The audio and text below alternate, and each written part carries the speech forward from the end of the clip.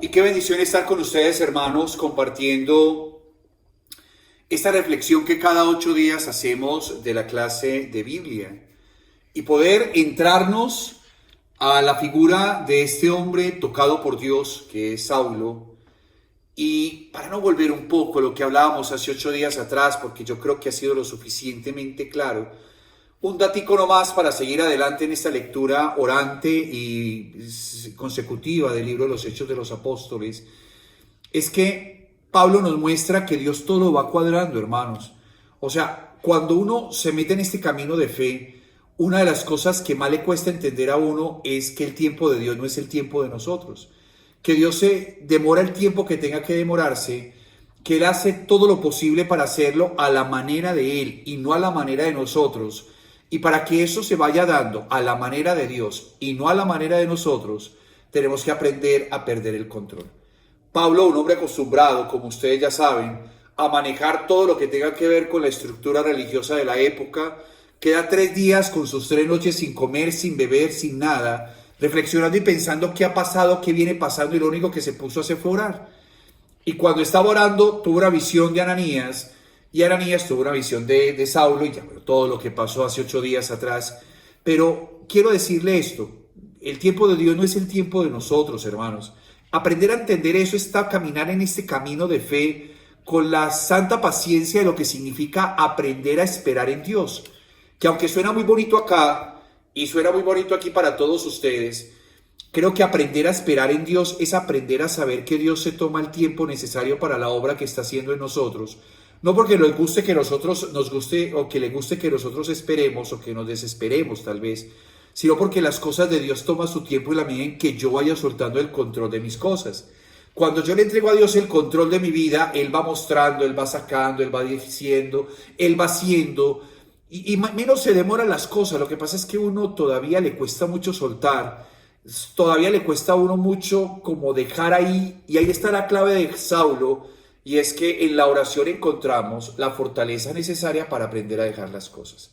3 días estaba orando Saulo. Si uno se dedicara a orar, si uno se dedicara a estar con el Señor, si uno se dedicara a ser disciplinado en su vida espiritual, si uno dedicara a sacar el tiempo todos los días para estar con Él, así esté cansado, así esté lloviendo, haciendo calor, como sea, si uno fuera sacando el tiempo para estar con Él, si lo fuera buscando ya a través de la virtualidad y también a través de la presencialidad, la presencia de Dios en el sagrario, o ir a comulgar, tenga la seguridad que lentamente uno va desarrollando un hábito en la vida, y ese hábito en la vida es aprender a soltar de tal manera que Dios vaya organizando mi vida a la manera de Él.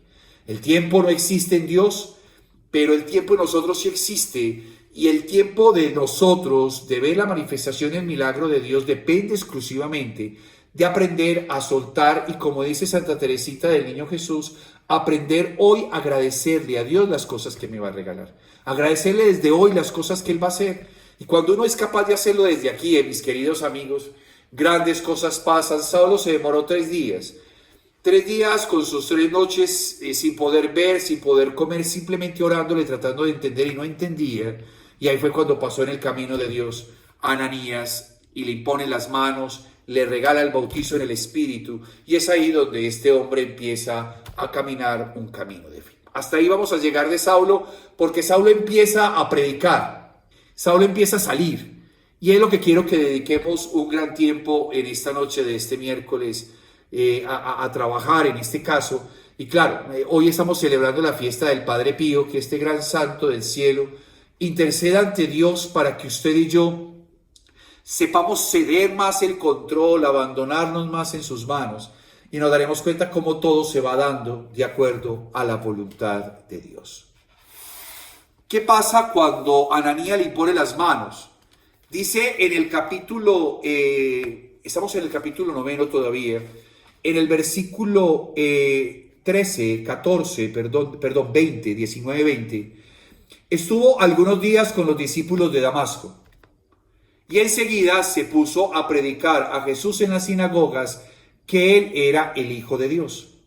Todos los que le oían quedaban atónitos y decían: ¿no es este el que en Jerusalén perseguía encarnecidamente a los que invocaban ese nombre y no ha venido aquí con el objeto de llevárselo atado a los sumos sacerdotes. Pero Saulo se crecía y confundía a los judíos que vivían en Damasco, demostrándole que aquel era el Cristo. Al cabo de bastante tiempo, los judíos tomaron la decisión de matarle. Pero Saulo tuvo conocimiento de su determinación.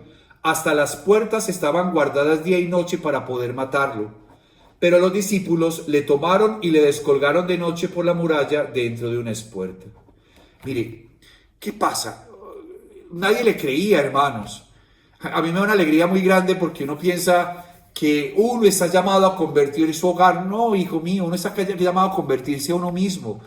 Y que yo quiero, Padre, que todos mis amigos empiecen a creer en Dios.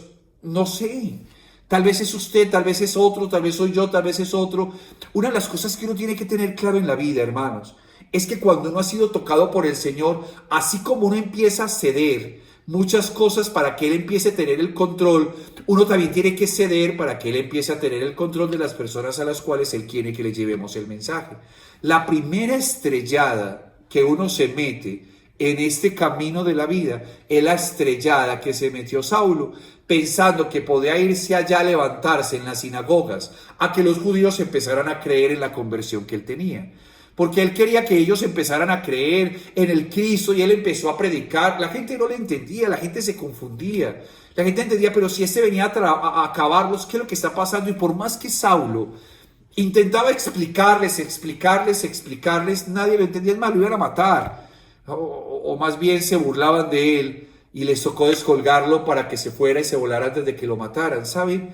Una de las cosas que más me impresiona a mí en este camino de fe es lo que decía la palabra de Dios el domingo pasado, que mis caminos no son los caminos de Él, que Dios tiene un camino diferente para usted y para mí, y que ese camino diferente es más grande que el que usted y yo tenemos pensado.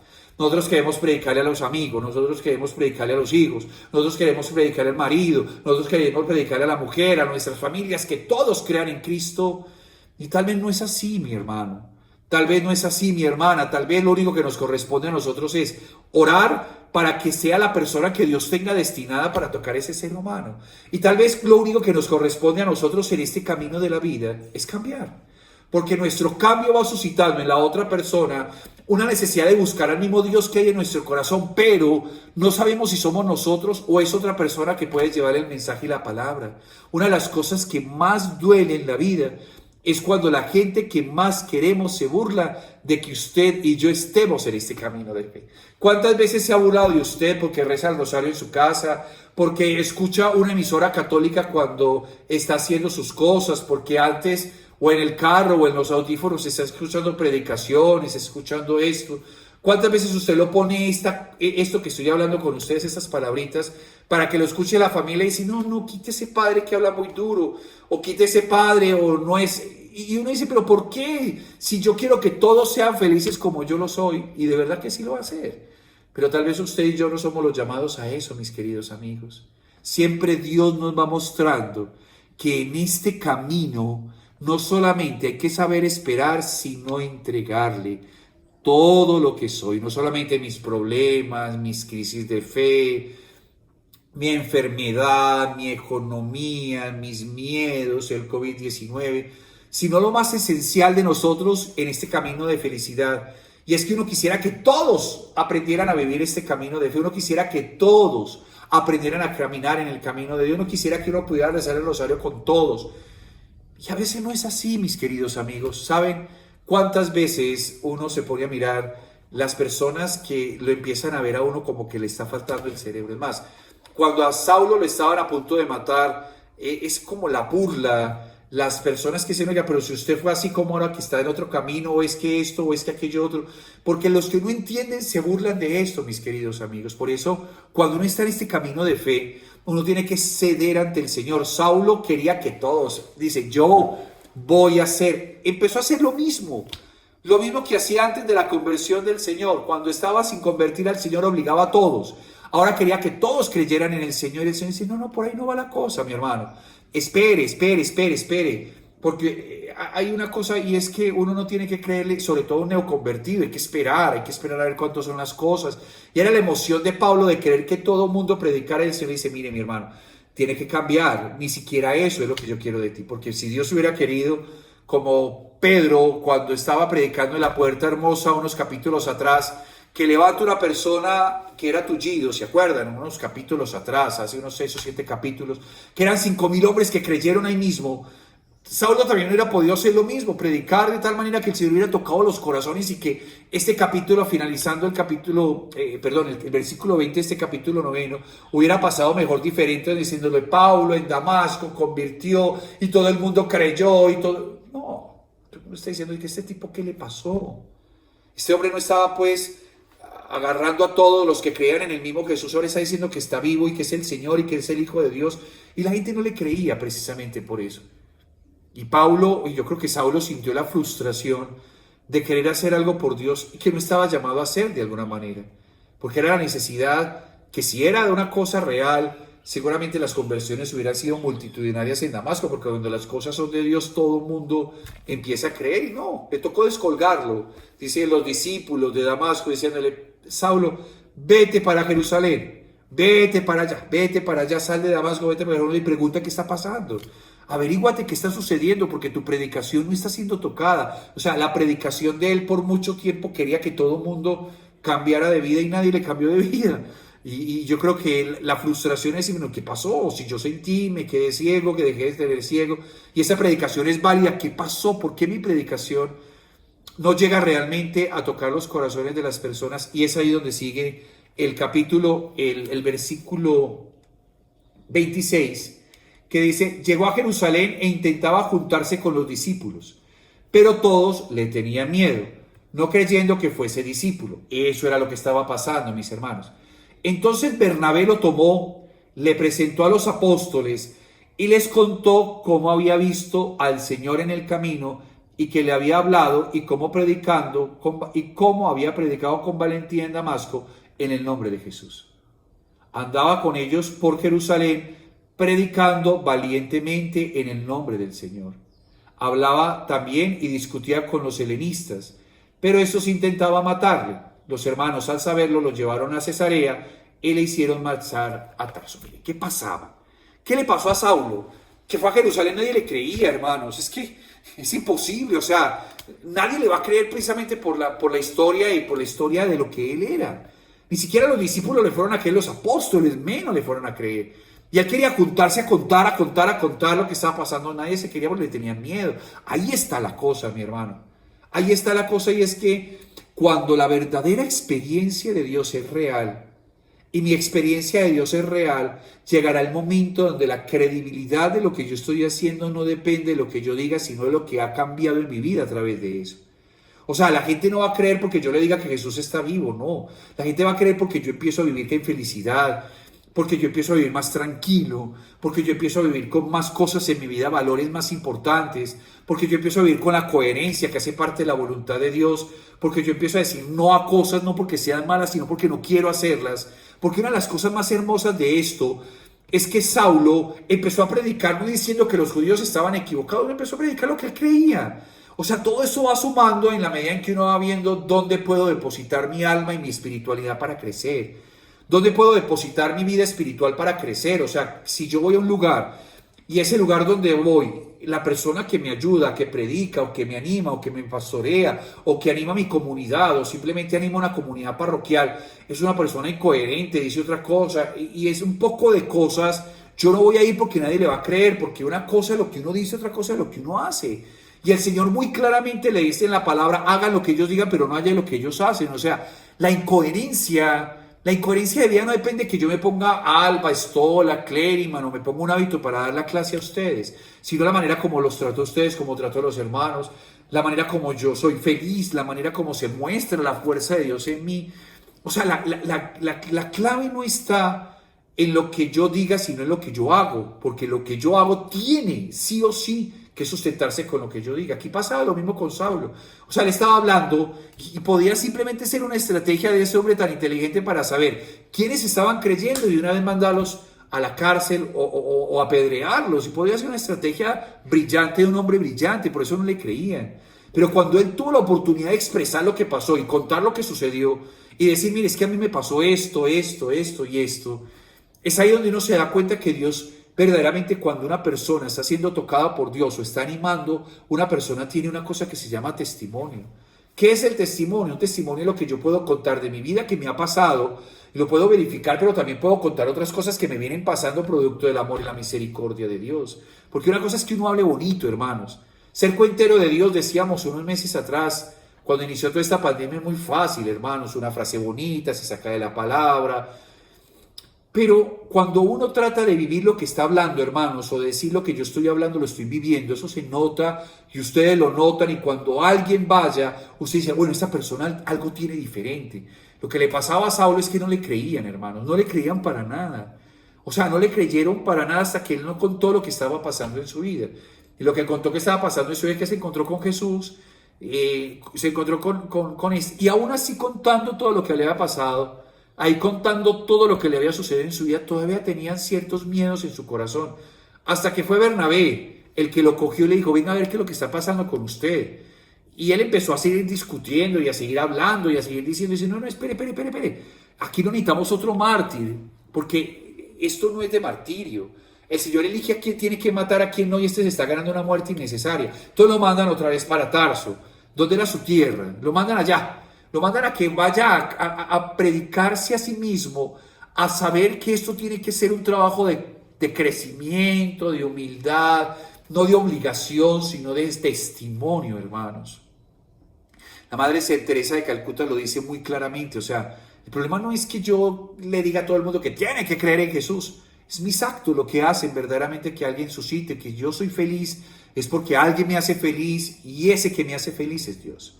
Y la Madre Teresa dice, yo puedo desgastarme toda la vida hablando feo, hablando de Dios y gritando, pero si yo cojo un leproso, le limpio las llagas y me dicen, oiga, ¿y usted por qué lo hace con tanto amor? Porque veo a Jesús ahí y dice, oiga, aquí está pasando algo. Si le dice a las hermanas que la pobreza es yo compartir lo que tengo y las hermanas lo hacen, y usted ve un testimonio de una persona que puede tener muchas cosas en la vida y renuncia para ser feliz, es ahí donde uno se da cuenta que hay personas que sí son tocadas por el Señor.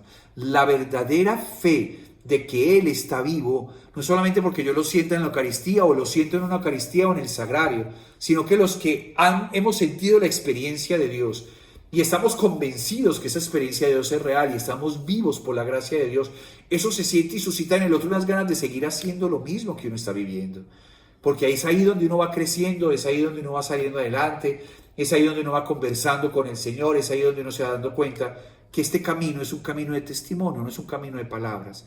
Los judíos son de palabras y el Señor los decía, oiga, pilas, ustedes han quitado a Dios en su corazón, pilas, tanto es así que los mataron. Y aquí está diciéndole Saulo, no es que no es de palabras, papá, eso no es de enfrentarse con los helenos, con los judíos, vaya a ver qué está pasando en Saulo, en Tarso. Y va a Tarso a predicar, a mirar qué está pasando y a saber qué es lo que le está sucediendo en su vida, que el problema es que no lo quiere Dios de mártir, sino que de alguna manera lo quiere de evangelizador. Como le decía Ananías, Dios lo tiene para algo más grande y este hombre se está ganando una muerte innecesaria porque le iban a matar, ya van 2 veces. En Damasco lo iban a matar, en Jerusalén también lo estaban buscando para matar.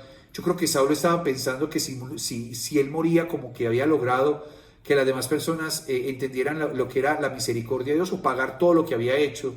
Y él se está diciendo, no, yo necesito que mueras como mártir, porque de alguna manera una de las cosas más complejas en la vida es que cuando uno toca, se viene en este camino de fe, uno puede decir como San Agustín, tarde te amé, o hermosura siempre antigua, siempre nueva, tarde te amé. Y pensar que todo lo malo que hizo, como que hay que hacerlo de otra manera para pagarlo. No. Él no está pidiendo absolutamente nada. Y lo que más importa aquí es que uno haga la voluntad de Dios. Mire lo que dice el siguiente versículo. Las iglesias, por entonces, gozaban de paz en toda Judea, Galilea y Samaria. Se edificaban y progresaban en el temor del Señor y estaban llenas de la consolación del Espíritu Santo. ¿Saben? Cuando pasa este versículo que, como les decía yo, nada es gratuito en la Biblia, es para entender algo que Saulo tiene que entender más adelante en Tarso, que él no tiene que predicar a los judíos que Jesús está vivo, no, que él tiene que entender que cuando uno predica que Jesús está vivo, está haciendo otra cosa totalmente diferente. que a veces el problema es que creemos que los judíos tenían que evangelizar y cambiarse a esta nueva. No, él estaba haciendo una cosa totalmente distinta, una cosa donde estaban progresando en el temor de Dios, una cosa donde estaban teniendo la inspiración del Espíritu Santo, donde le estaban siguiendo a él. Y Pablo tenía que entender más adelante que el problema no era que tenían que cambiar a los judíos para que fueran cristianos, es que teníamos que convertir el cristianismo y sostener el cristianismo y sacar adelante el cristianismo como un proyecto espiritual único a través de la persona de Jesús resucitada. Ahí cambia la diferencia, hermanos, porque el problema no es decirle a los judíos vengan para acá, el problema es que había que crear comunidades que ellos llaman iglesia, que son iglesias donde fuera creciendo algo totalmente novedoso. Y eso totalmente novedoso es que Jesús está vivo. Sí o sí, ahí marca la diferencia con la religión judía. Para los judíos Él murió para para esta iglesia incipiente, la que va creciendo, es que el pilar de su vida espiritual es que Él está vivo. Y si Él está vivo, nosotros seguimos a alguien vivo. Y si Él está vivo, nos cambia la vida. Y si Él está vivo, hace de nosotros alguien diferente. Por eso creer que Él está vivo hace posible que sí o sí, o usted o yo, cambiemos la existencia. Y pasa lo de la tranquilidad, o sea, ya se empezaron a tener paz, porque antes estaban peleando con los judíos, inclusive querían que los judíos los aceptaran como algo nuevo. Y lo que pasó es que ellos ya se desprendieron completamente de los judíos, lo dejaron quieto y empezaron a hacer algo nuevo, algo que nazca específicamente de la enseñanza de Jesús que está vivo. Entonces le da el temor de Dios, el Espíritu Santo, la última cena, el compartir el pan, la lectura, todo lo que significa el crecimiento de una comunidad que va creciendo suavecito, pero que va teniendo paz porque dejó de pelear con los demás. Va teniendo paz porque ya no querías que los judíos los aceptaran y que no querían que los judíos sintieran que dentro del judaísmo estaban haciendo algo. Es una cosa totalmente distinta, una cosa totalmente nueva. Totalmente nueva. Miren lo que dice acá. Pedro, que andaba recorriendo todos los lugares, bajó también a visitar a los santos que habitaban en Lida. Encontró allí un hombre llamado Eneas, tendido en una camilla desde hacía 8 años, pues estaba paralítico. Pedro le dijo: Eneas, Jesucristo te cura, levántate, arregla tu lecho. Y al instante se levantó. Todos los habitantes de Lida y de Sarón lo vieron y se convirtieron al Señor. Es que nuevo, totalmente nuevo. Totalmente nuevo porque estaban sanando en nombre de Jesús que está vivo. Si uno entendiera eso aquí adentro, mis queridos amigos, si uno entendiera lo que está pasándonos a nosotros, es que la novedad del Evangelio siempre es una buena noticia, no es una mala noticia. Por eso a mí me da mucho pesar cuando cogen el Evangelio para decir cosas que son catastróficas. Me da mucho pesar que cojan el Evangelio para decir muchas cosas. Es más, hace unos días escuchábamos nosotros de personas muy católicas que cogían la palabra y estaban diciendo que en la palabra estaba diciendo que venía la pandemia. Yo me pongo a pensar, oiga, si uno pudiera pensar que el mensaje de Jesús es un mensaje de buena noticia, es una buena nueva, es una buena noticia. A mí me encanta recibir buena noticia, y no sé si a usted.